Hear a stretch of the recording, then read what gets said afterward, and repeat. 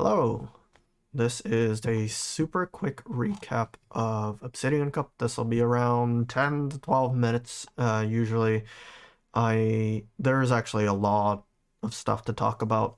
I'm going to first break down the bans, what each type of ban means, what I think of the residual typings, how that plays a role in the meta, the picks that I think are going to um, be the best in each type, as well as why each type serves the role that they do in the Obsidian Cup meta, which is Silph's March 2022 meta. So, fairy, fighting, grass, flying, and ground. Fairy and grass type bans means that charm and razor leaf are gone. Counter means that the primary fighting types are gone, being Machamp, Scrafty, Medicham. When I say Machamp, I mean not just Machamp, I include things that have very similar movesets such as Primeape and Surfetch'd, and Scrafty being the one counter use, the one true fighting that actually wins against Psychic and or Ghost, and then Medicham being a super generalist. So these three types actually have a secondary effect, minimizing the number of poison types that are going to be used. Poison type actually beats all three of these typings, but since all three of these typings are banned, you won't see much of Ariados, Skuntank, stuff like that as well. So flying and ground are actually just bans on generalist Pokemon. Super generalists such as Altaria, Skarmory, Noctowl, Nidoqueen, Diggersby, these Pokemon beat things that it shouldn't beat purely based on bulk or type or moveset, stuff like that. Silph has chosen to remove these just to change up, try to remove as many things recognizable from the Open Great League meta as possible. And ground also includes a lot of steel types, but because fairy and grass and flying is banned, you don't really need steel type to wall off these certain typings either.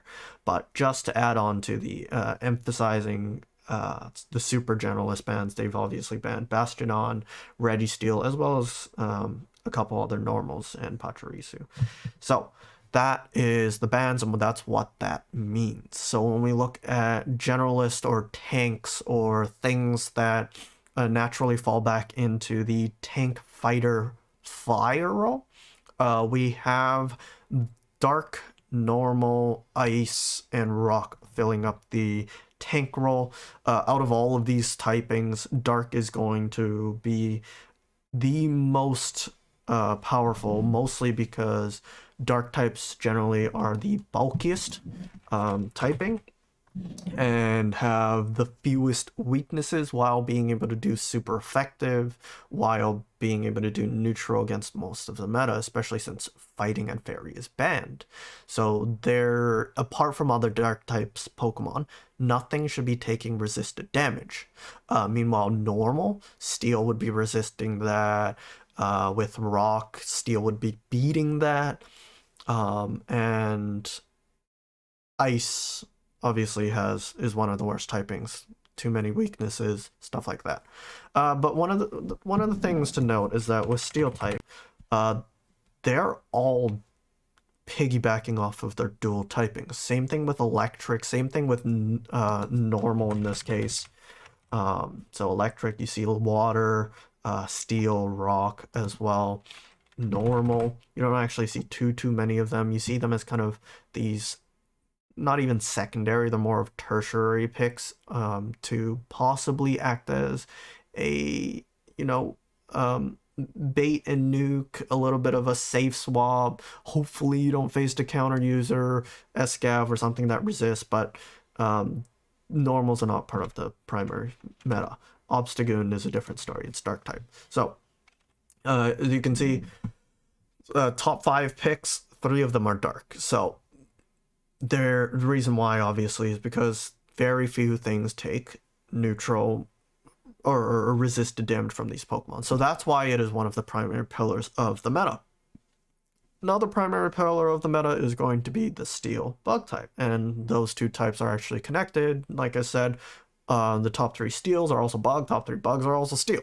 So the reason why is steel provides so many resistances, and then bug provides the neutrality for ground type attacks, the fighting type weakness that steel type would have. The only problem is that you're doubling up on fire, but as we know in most metas, fire types are pretty weak. Bad moveset, bad typing in this case. Marowak would get walled by dark types or even water or even dragon. Same thing with Ninetales would lose to water dragon and take super effective damage from like ground type moves, from takes neutral damage from a lot of dark types and can't outbulk them in most cases. Not gonna super go into why I think Macargo might actually be a relevant fire type. It's mostly based on why or how I think the meta is going to shape out, but I think Macargo does have some play, even though it is ranked very, very low.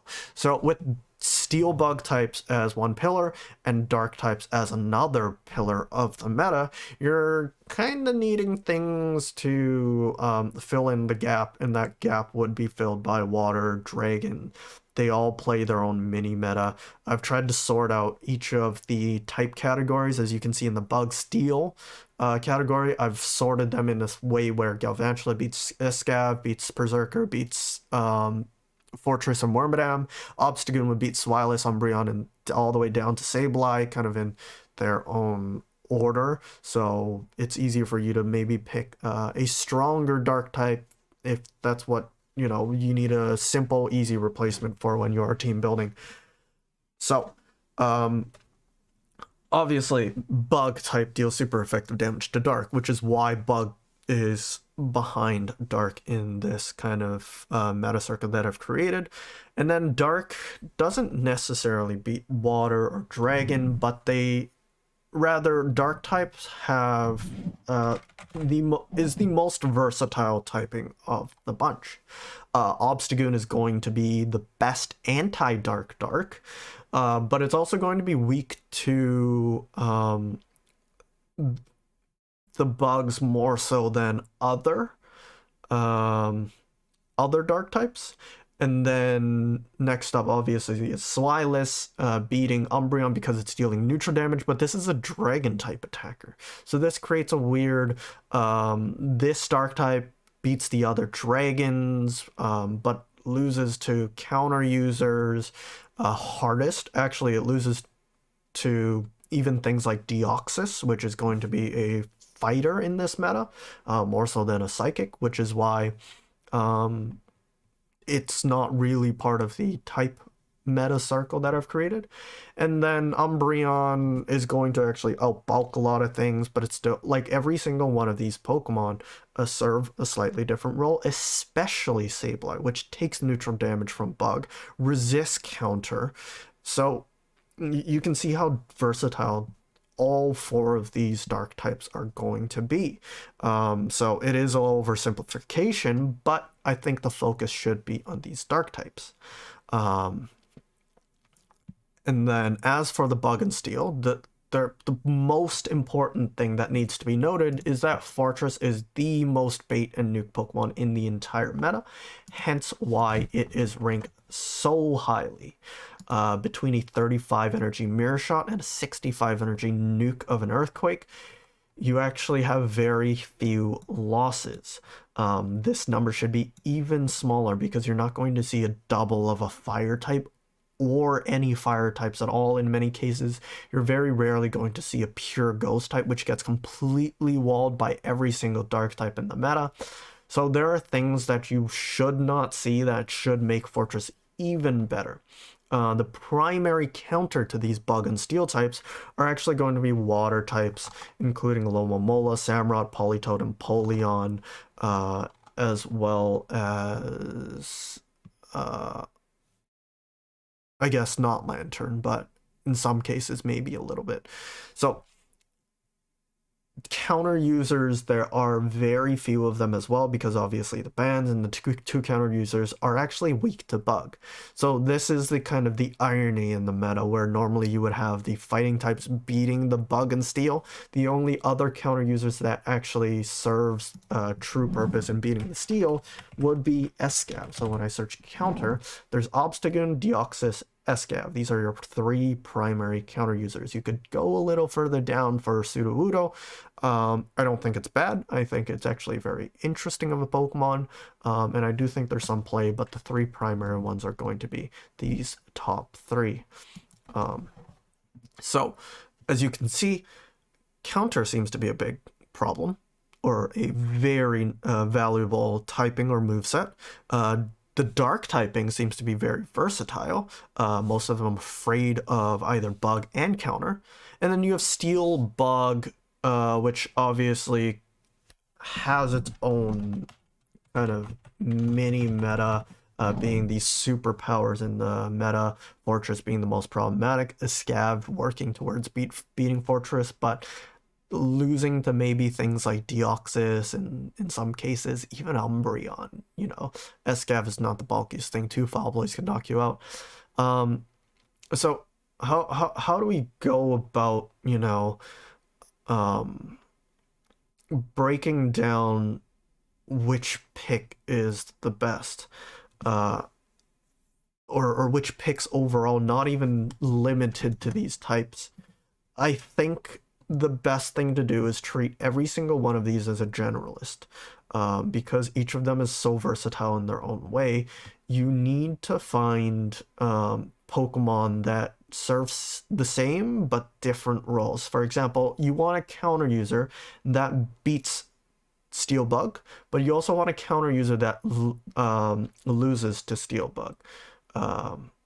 Or rather beats, you know, other things. So in this case, if I were to slap Deoxys and Obstagoon together, they would both be weak to bug. But if I were to slap Deoxys and Escavalier together, then now we have one that beats Fortress, one that loses to Fortress. But we also have a Deoxys, which would beat other Escavaliers. If maybe you're... But that would create the problem with, you know, Sableye. So maybe slap Obstagoon with a Scav. That would work a little bit better. And that's what I've built with my team. I know I'm skipping a lot of steps. This is like my 5th recording because there's actually so much to talk about. But this is the team build that I made on stream. And as you can see, I slapped Deoxys and Obstagoon together. One is weak to counter, Obstagoon. One is strong against counter. I have 2 dark types. One is once again weak to counter. One is strong against counter. One is at the top of the dark type food chain. One is at the bottom of the dark type food chain. And as for Fortress, I feel like everybody's going to have this pick. It is the best Pokemon to flip matchups that you're not supposed to be able to flip because of how bait and nuke it is. Lantern was where I started off. I thought it was it's kind of similar to Fortress in a way where it is very bait and nuke dependent. There are ways to flip matchups. I think Lantern will provide me with coverage against neutral coverage against a lot of the dark types, and Politoed would actually, when I simmed it, Politoed actually has a barely loses to a lot of things. So it's just based on, I can't quite remember why, but it was a comfort pick. I like Lantern as a, you know, based on my experience with PvP. And then Dragalge, adding on to kind of the piggybacking off of maybe Lanterns and Fortress's slight weakness to fighting, as also as a generalist, you know.